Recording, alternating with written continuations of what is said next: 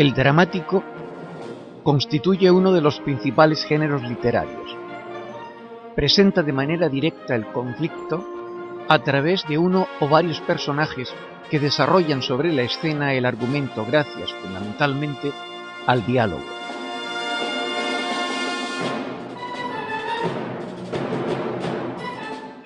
El teatro se presenta ante los posibles receptores mediante la actuación de actores sobre un escenario delante del público, en su versión más moderna, a través de series de fotografías en movimiento que sitúan su imagen en una pantalla. Las obras dramáticas están concebidas, en suma, para ser representadas. Cualquier lectura personal no es sino un ejercicio incompleto que prescinde de elementos que le son tan esenciales como la música, la iluminación o el movimiento de los actores.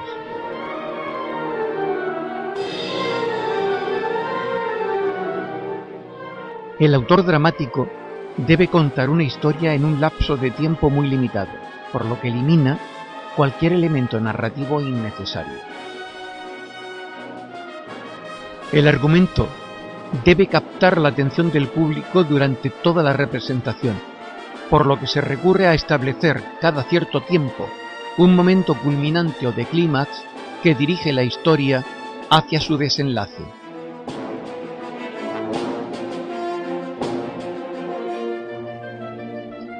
El teatro mezcla los recursos lingüísticos con los espectaculares. En una historia teatral, los personajes son creados para ser encarnados por actores. No dispone el receptor de una descripción literaria de los mismos, sino que los tiene presentes ante sus ojos. La acción queda determinada por el diálogo directo. No es necesaria la figura del narrador.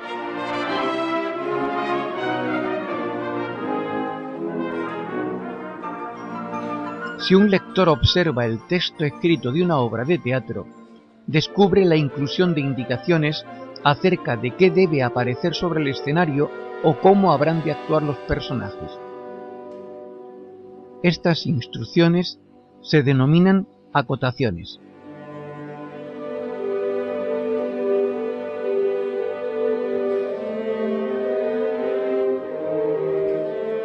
Se conoce con el nombre de acción a la sucesión de acontecimientos que transcurren en escena relacionados con los hechos y situaciones que afectan a los personajes.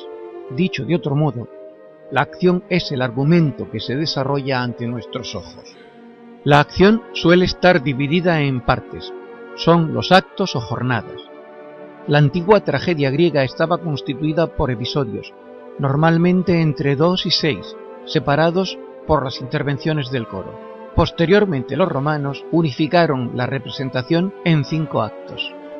Fue a partir de Lope de Vega, a finales del siglo XVI, cuando se redujo la acción a los 3 actos actuales que generalmente coinciden en su contenido con cada una de las estructuras que constituyen el hecho narrativo: presentación de personajes, lugares y hechos, desarrollo de la trama o el conflicto y desenlace final.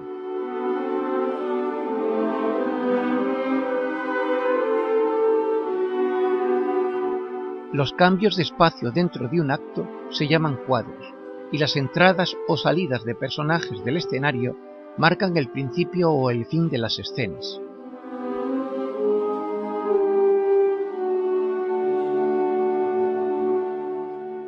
Los personajes son quienes llevan a cabo la acción dramática a través del diálogo. Se valen de mímica y gestos para complementar su palabra. Esa gestualidad suele obedecer a las acotaciones del autor o a las indicaciones del director de escenografía.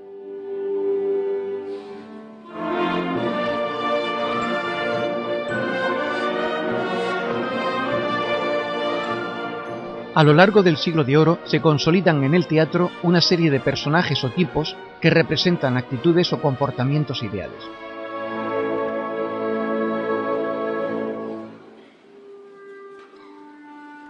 Son la dama, el galán, el gracioso, el criado criticón o el soldado presumido y fanfarrón.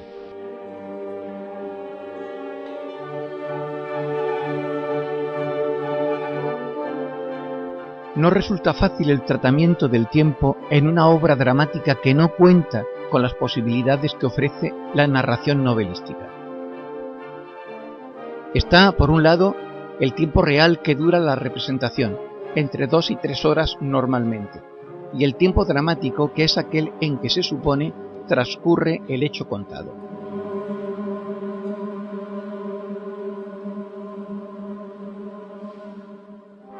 Para regular el problema del espacio y el tiempo teatral, Aristóteles estableció la regla de las 3 unidades, según la cual la acción de una obra dramática solo puede abarcar un día, desarrollarse en un solo lugar y contar un solo hilo argumental.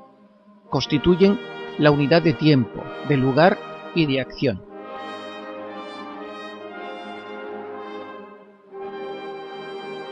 Será otra vez Lope de Vega quien rompa con estas reglas, considerándosele por ello el padre del teatro moderno.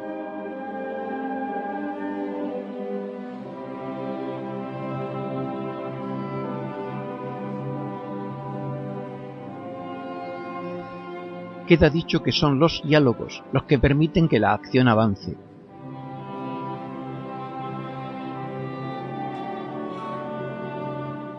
En algún momento, un personaje puede apartarse del resto o desviar la mirada y hacer un comentario en voz alta destinado al público. Este recurso se conoce como aparte. Se utilizan los apartes para que los personajes den a conocer sus reflexiones, hagan comentarios malintencionados, informen al público o establezcan con él una relación de complicidad que incremente su interés. Otro recurso notable del teatro es el monólogo.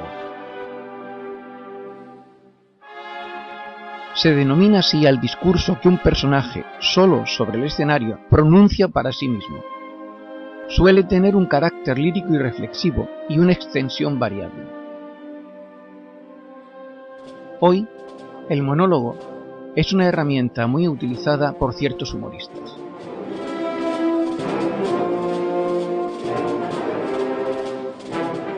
Para dar credibilidad al argumento de una obra, los directores cuidan mucho los recursos auxiliares que contribuyen al espectáculo: el vestuario, la música de fondo o de acompañamiento, la iluminación adecuada y, sobre todo, una escenografía adaptada. En el teatro medieval, estos recursos eran casi inexistentes, por lo que los espectadores debían utilizar más su inteligencia a la hora de contemplar una obra teatral.